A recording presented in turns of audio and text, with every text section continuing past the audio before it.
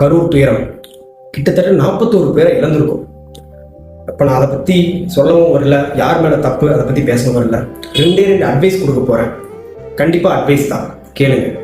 ஃப்யூச்சரில் ஒரு கூட்டம் நடக்கலாம். அந்த கூட்டம் அதிமுக, திமுக, பாஜக, தாவேகா, எந்த கூட்டம் வேணால் இருக்கலாம். அந்த கூட்டத்துக்கு உங்களை எல்லாம் போகாதீங்கன்னு சொல்லல. போகும்போது நீங்கள் சேஃப்டியாக போங்க. ஏன்னா உங்களுக்கு உங்கள் தலைவன் எப்படி முக்கியமோ உங்கள் தலைவனுக்கும் நீங்கள் முக்கியம். உங்களுக்கு ஏதாவது ஒரு பிரச்சனை ஆச்சுன்னா அது உங்கள் தலைவனையும் பாதிக்கும் அப்படிங்கிறத கண்டிப்பாக புரிஞ்சுக்கங்க.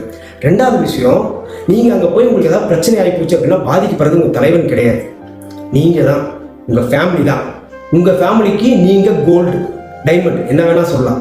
உங்களை இழந்துட்டாலோ உங்களுக்கு ஏதாவது பிரச்சனைனாலோ உங்களுக்கு கை கால் உடஞ்சி நீங்கள் வீட்டில் படுத்து கிடந்தாலும் உங்களுக்கு சாப்பாடு ஊட்டுறதுக்கும் உங்களுக்கு டாய்லெட் போகிற ஹெல்ப் பண்ணுறதுக்கும் எந்த தலைவரும் வரமாட்டாங்க.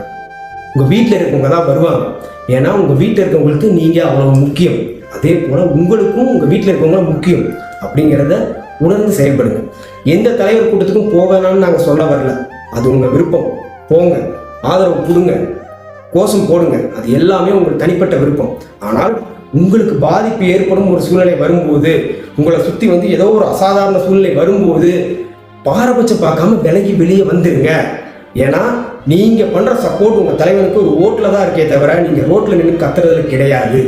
இதுதான் இப்போ பீப்புள் மைண்ட் வாய்ஸ் சார்பாக நாங்கள் சொல்கிற ஒரு அட்வைஸ்.